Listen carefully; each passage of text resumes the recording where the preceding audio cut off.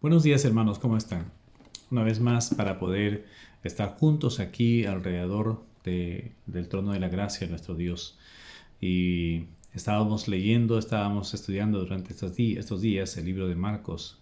Iniciamos en el capítulo 1.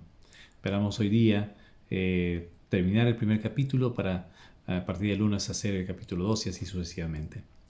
Vamos a orar y pedir que nuestro Dios nos bendiga.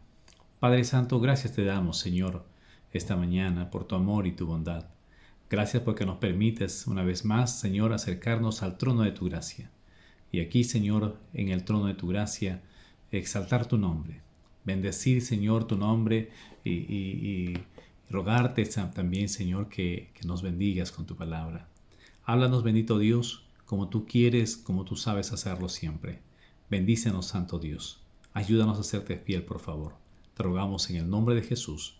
Amén. Amén. El día de ayer terminamos sorprendidos de cómo el Señor Jesús, después de todo un trabajo fuerte, ¿no? Él podía tener, digamos, hasta podríamos decir que podría darse un tiempito para descansar un poquito más después de trabajar tanto, pero no. Dice que levantándose muy temprano de madrugada, él se fue a un lugar desierto y allí oraba, lo que dice en el versículo 35, ¿no? Levantándose muy de mañana, siendo aún muy oscuro, salió y se fue a un lugar desierto y allí oraba. La importancia de buscar un tiempo a solas con Dios estaba marcada siempre en la vida de Jesús. Siempre vamos a ver a Jesús orando, yendo a un lugar apartado, alejado, un lugar tranquilo para poder buscar el rostro de su Padre y sobre todo para poder saber qué es lo que tenía que hacer y cuántas cosas tenía que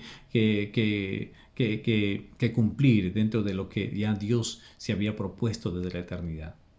Y aquí lo sorprendente de esto es de que Él se va al lugar desierto. El desierto definitivamente no tiene mucho atractivo, pero es un lugar donde Él podía encontrar tranquilidad, Él podía encontrarse consigo mismo, Él podía hablar con Dios con libertad. Se necesita un lugar apartado, a solas. Se necesita un lugar donde puedas concentrarte y estar con Dios, ¿no? Y era importante para él este momento.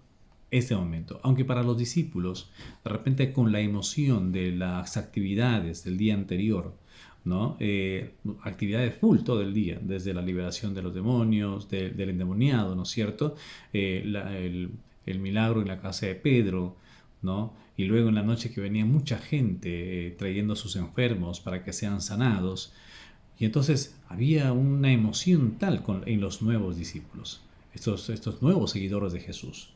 Y porque mire lo que dice, y le buscó Simón, Marcos menciona, ¿no? Y le buscó Simón y los que con él estaban. O sea, Marcos no está todavía poniéndole el título a Simón y a los que con él estaban, no les pone el título de discípulos, no dice le siguieron, lo buscaron los discípulos, sino simplemente dice Simón y los que con él estaban.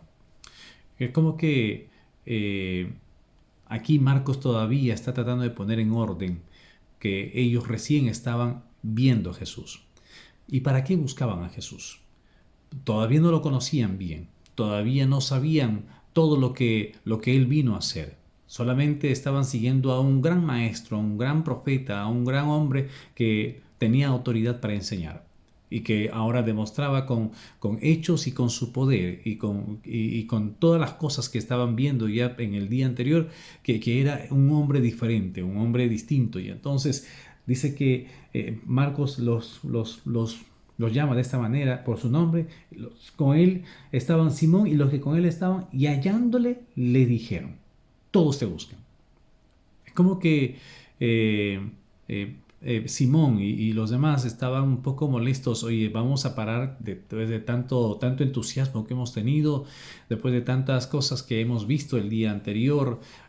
No creo que sea justo que paremos las actividades. Sigamos con las actividades. Ellos estaban emocionados con todo lo que estaban viendo el día anterior. Pero para Jesús era importante una sola cosa: orar. Él mismo luego va a enseñar y a través de la palabra de Dios nos vamos a dar cuenta que lo que Dios realmente quiere es que estemos en comunión con Él. Si permanecemos junto a Él, si permanecemos en Él, llevaremos mucho fruto. Separados de Él, nada podemos hacer. Ya Pedro, después de entender todo esto, también mencionó la multitud que estaban allí en Jerusalén, ¿no? Los que se estaban convirtiendo. Le dijo, es necesario que nosotros nos dediquemos a la oración y a la palabra. O sea, para Jesús era importante esto, dedicarse a la oración y a la palabra. Las otras cosas podían venir como elementos complementarios dentro de la actividad de su ministerio, pero lo que Jesús vino a hacer era justamente enseñarnos el camino de regreso a la casa del Padre. Y dentro de sus enseñanzas, que eran con tanta autoridad, la gente se quedaba sorprendida por la autoridad con la que predicaba. Y ayer estábamos explicando justamente que no solamente decía, sino que él demostraba con su vida lo que estaba diciendo. Y entonces ahora tiene este tiempo para él, para orar.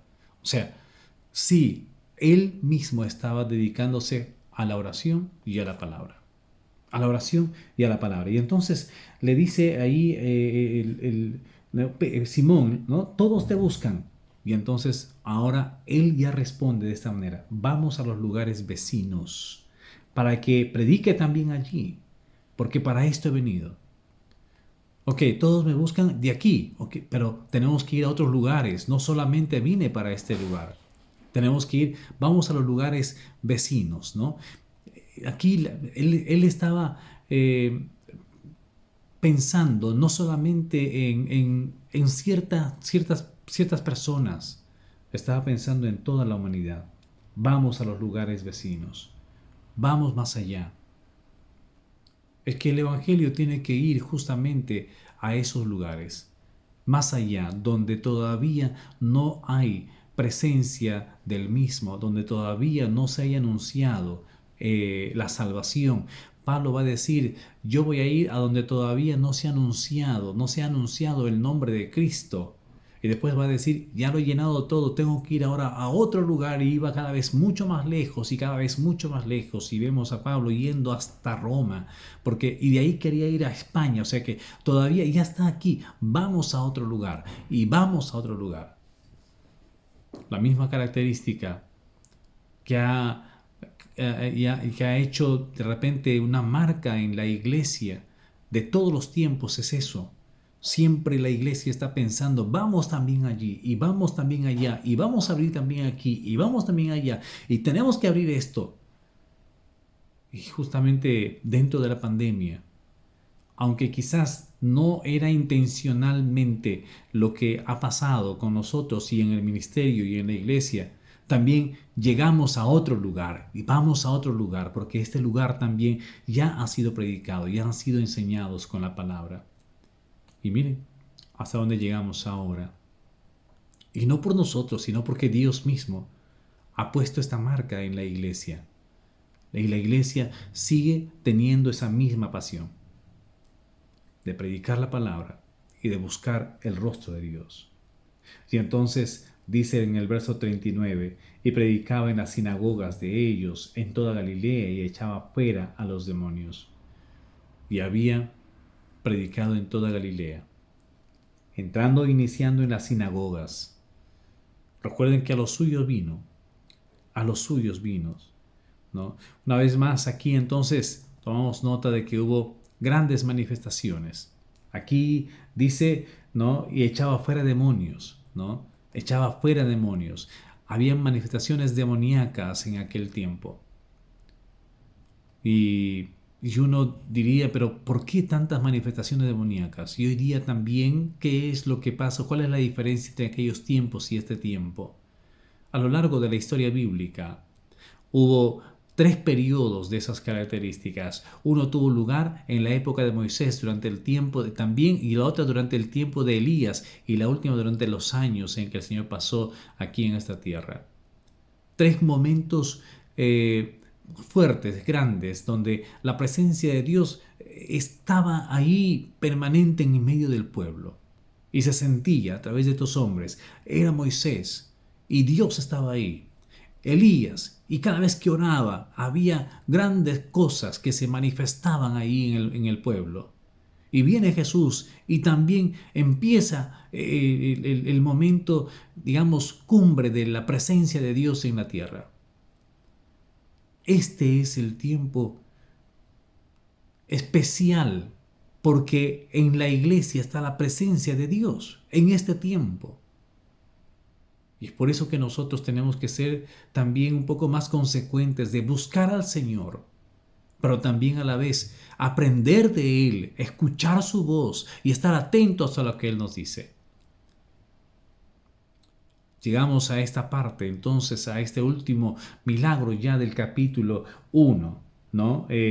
Aquí dice echaba fuera demonios, pero cuando llegamos a esta última parte, ¿no? Y encontramos un poco más tenso, más dinámico el trabajo de Jesús. Ya no solamente es en la sinagoga, ahora ya está yendo por todos los lugares, ¿no? Ya está yendo a toda Galilea, está echando fuera a los demonios en todo ese lugar. Está predicando en los lugares vecinos. Y entonces el verso 40 dice, y vino a él un leproso rogándole, e hincada la rodilla le dijo, si quieres puedes limpiarme.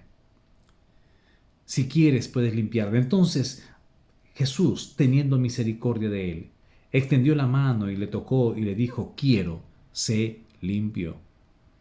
En este milagro hay una importante situación, hay una especial situación aquí con el hombre.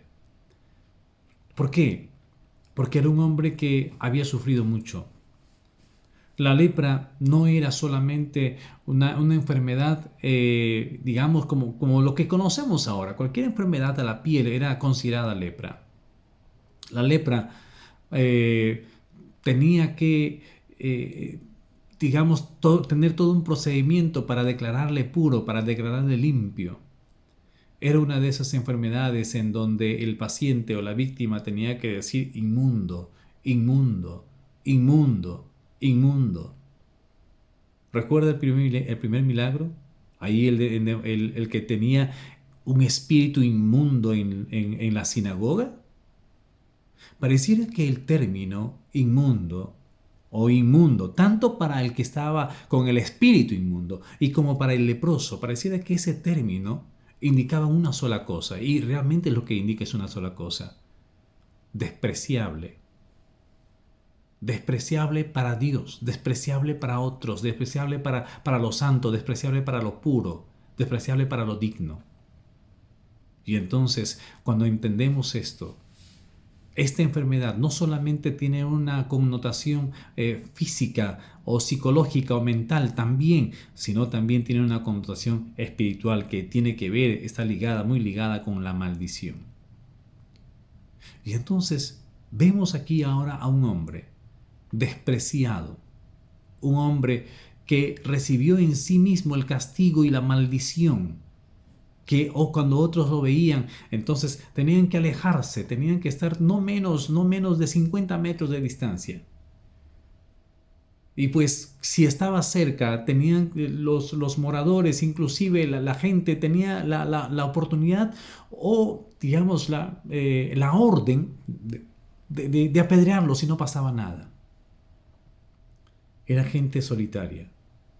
Era gente que había perdido su familia, había perdido sus amigos. Era gente que realmente estaba sola, fuera del campamento, fuera de la ciudad, en el desierto. Y entre ellos, ¿no? Entre ellos lograban, en cierto sentido, hacer una comunidad de leprosos. Y entonces encontramos a este hombre inmundo, a este hombre leproso. Dice, vino a él un leproso, rogándole. El ruego de una persona que es consciente de que está viviendo en la inmundicia es el resultado de que entendió de que no hay otra manera de salir de esa condición. Es el primer paso para que esa persona se dé cuenta de que no puede salir de esa condición en sus propias fuerzas. Y entonces se acerca a Dios, le ruega, se arrodilla y le dice, si quieres, Si quieres, puedes limpiarme. Si quieres, puedes limpiarme. No se está acercando a la persona incorrecta, se está acercando a la persona correcta. Se está acercando a la persona que tenía todo para poder sanarlo. Y no le está probando, sino simplemente está diciendo, si esta es tu voluntad, si tú quieres, yo sé que lo puedes hacer, pero mira mi condición, mira mi necesidad, mira cómo estoy. Si quieres, puedes limpiarme. Y Jesús dice teniendo misericordia. Y es importante esto. Es la misericordia de Dios. Es la misericordia de Dios la que todavía nos permite disfrutar de todo lo que nosotros vemos alrededor. Es la misericordia de Dios la que todavía le permite al hombre, aunque no se acerque a Él, pero es su misericordia que le permite todavía al hombre vida, le permite todavía al hombre tener los beneficios, las bendiciones. Son sus misericordias, porque sus misericordias son nuevas cada mañana. Sus misericordias son grandes. Sus misericordias no son comprensibles, porque no nos da lo que merecemos, sino nos da conforme a su misericordia. Y entonces dice aquí el texto bíblico, y Jesús, teniendo misericordia de él, extendió su mano y le tocó, y le dijo, quiero, se limpió. Extendió su mano y le tocó y le dijo, quiero, se limpió. No es que solamente Él quiera para uno, o para dos, o para tres. Él quiere limpiar a todos. Ya limpió al que tenía el espíritu inmundo ahí en la sinagoga. Ya limpió a todos los endemoniados con quienes se enfrentó y quienes habían venido ante Él. Y estos reconocían inclusive que Jesús era el Santo de Dios. Y limpia aquí a este hombre que había también caído en esta desgracia de la inmundicia. Esta enfermedad definitivamente, aunque es una enfermedad de la piel, pero le llevaba al hombre a tener esa condición. Y las personas que estaban alrededor, como les decía hace un momento, tenían la opción de apedrearlos. Eran hombres solitarios, eran hombres tristes, eran hombres abandonados. Pero Jesús dice, quiero, se limpió. Y entonces el verso 42 ocurre el milagro. Uno de los milagros sorprendentes de aquel tiempo, porque hasta se podría decir, bueno, como las otras enfermedades no son productos de la maldición, no son productos de, y no son, digamos, no hacen a las personas inmundas, ¿no? Como esto sí, a lo mejor de repente este pecado o esta enfermedad no va a ser sanada, pero dice en el verso 42, y así que él hubo hablado, al instante la lepra se fue de aquel y quedó limpio. ¿Se imagina usted? Al instante, al instante, al instante, en el mismo momento. ¿En el mismo momento de qué? En el mismo momento en que el hombre se acerca rogándole, se acerca arrodillado a él, reconociendo que se está arrodillando delante del Dios grande, del Dios todopoderoso, del Dios eterno. Él no se está arrodillando delante de cualquier persona, se está arrodillando delante del único Dios. Él entendía de que estaba delante de alguien que podía extender el cetro para concederle la vida, o también podía determinar su vida en ese momento. Pero dice ahí, al instante, ¿no? Cuando hubo hablado Jesús, quiero, se limpió. La lepra se fue de aquel y quedó limpio. Y quedó limpio. La salvación, la limpieza del corazón, la limpieza del alma ocurre al instante.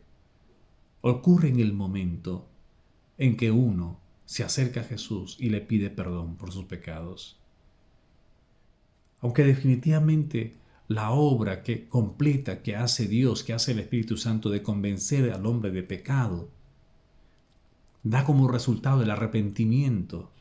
En ese momento, cuando le pides a Dios que tenga misericordia de ti, en ese momento Él extiende su mano y te limpia por completo. Y quedas limpio de toda tu inmundicia. Quedas limpio de todo tu pecado. Y quedas ahora ligado también a Dios. Mira lo que dice más adelante. Le encargó, dice entonces, después de limpiarlo, le encargó rigurosamente y le despidió luego. Y le dijo, mira, no le digas a nadie nada, sino ve, muéstrate al sacerdote y ofrece por tu purificación lo que Moisés mandó para testimonio a ellos. Un momento. ¿Recuerdan ustedes cuando hablamos acerca del bautismo? ¿Sí? El bautismo significaba ¿qué? El bautismo significaba que estaba siendo purificado.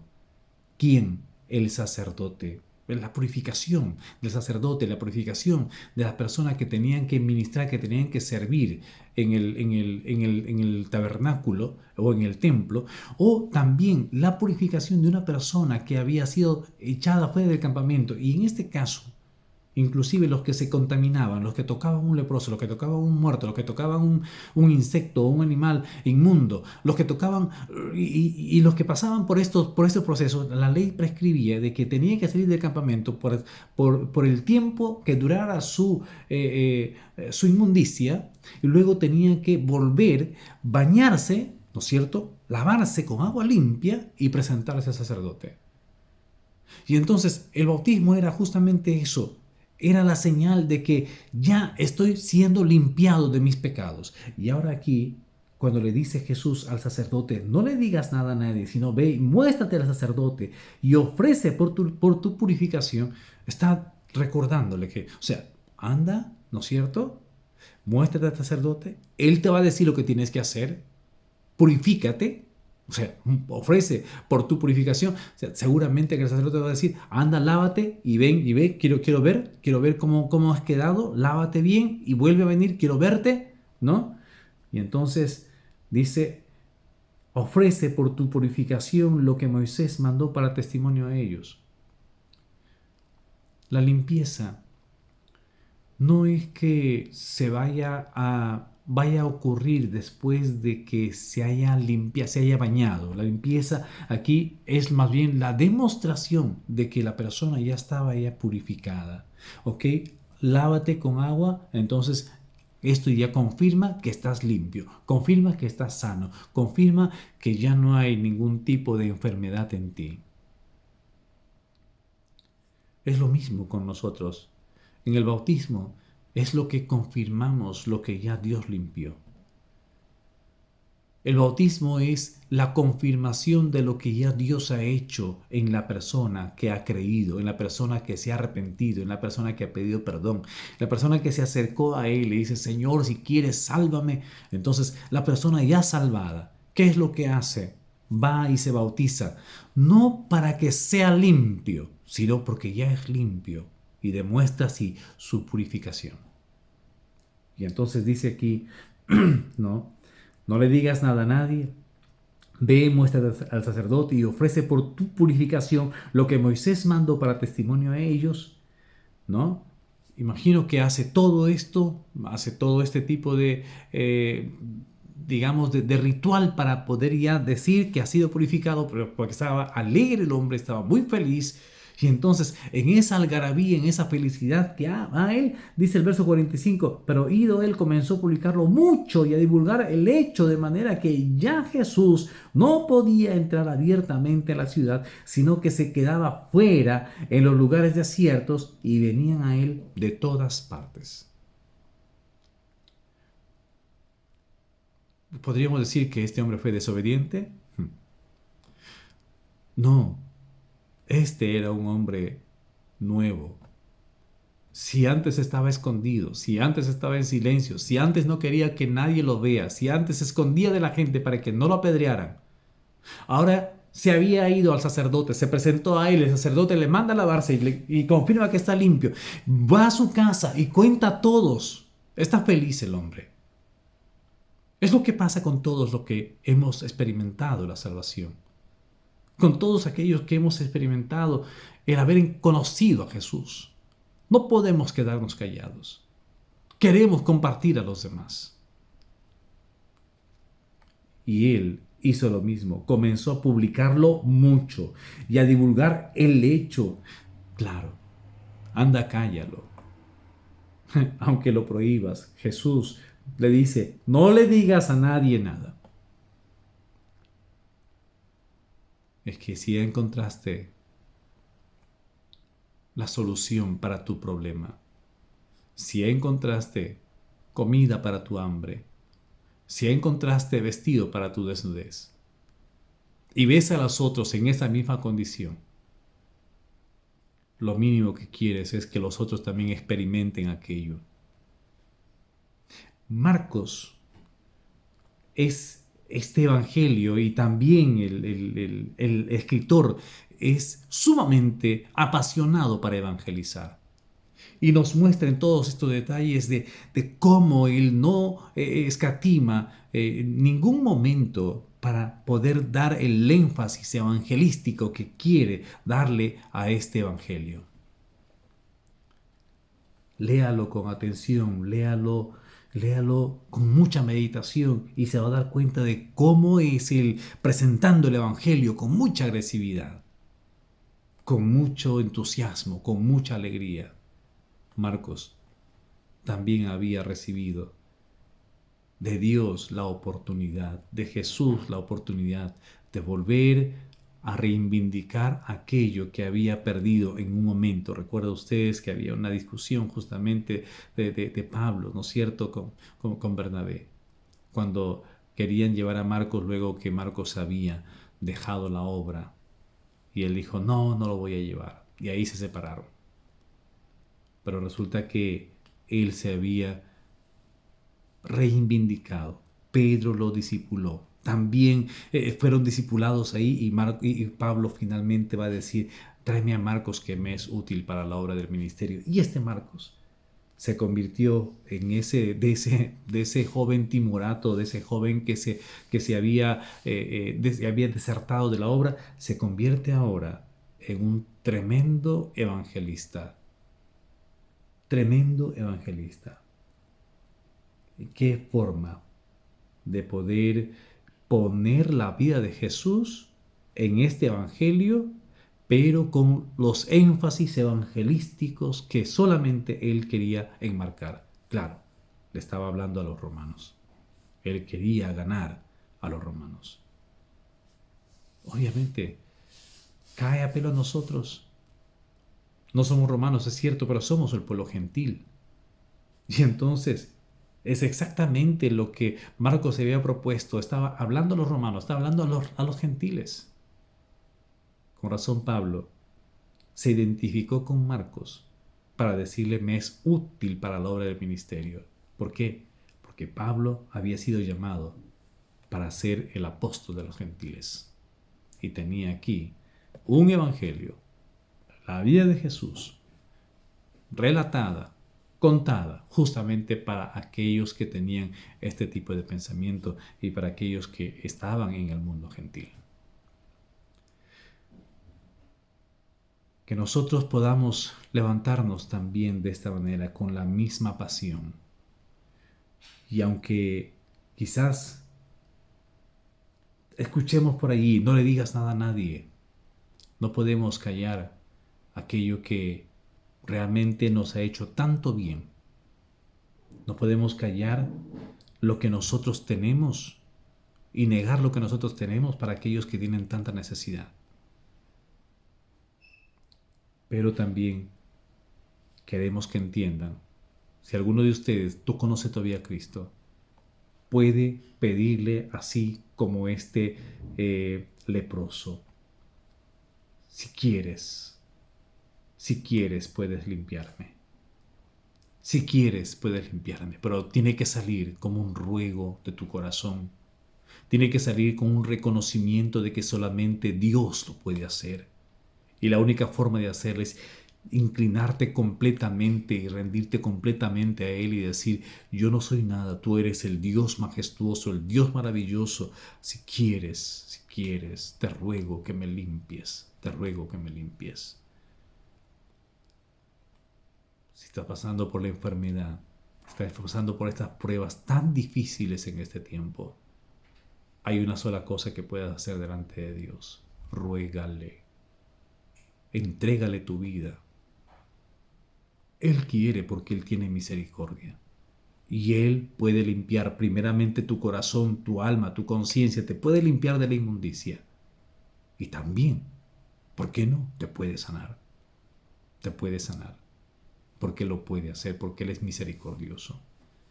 Por eso quiero en esta mañana orar, especialmente por aquellas personas que quizás nos están sintonizando por primera vez y todavía no han recibido a Cristo en su corazón, todavía no le han dicho al Señor, si quieres puedes limpiarme de mis pecados, si quieres puedes limpiarme de mi inmundicia, perdóname Señor. Si quieres hacerlo tú, repite conmigo estas palabras. Dile así, Señor Jesús, quiero darte gracias, porque eres un Dios de misericordia, eres un Dios grande, majestuoso. ¿Cómo me puedo acercar a ti? Solamente de rodillas.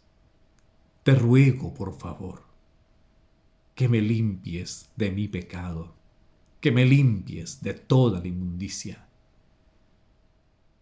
Y también estoy seguro que tienes el poder para sanarme. Si quieres, sáname. Pero Dios, quiero entregar mi vida a ti. Quiero que seas a partir de ahora el Rey y Señor de mi vida. Te ruego, en el nombre de Jesús. Amén. Si tú has hecho esta oración conmigo, háznoslo saber. Escríbenos ahí, pon ahí un comentario en la cajita de comentarios que están aquí tanto en el Facebook como en el YouTube. Déjanos tu teléfono. Vamos a comunicarnos contigo. Te vamos a llamar. Que Dios te bendiga. Que Dios te bendiga. Bien, a los hermanos que en esta mañana quieren acompañarnos en este tiempo de oración, está apareciendo en estos momentos un enlace en el Facebook y en el YouTube y usted puede ingresar también allí para tener un tiempo de oración aquí en una sala Zoom donde nos reunimos con los hermanos que se acercan en estos momentos. Que el Señor los bendiga.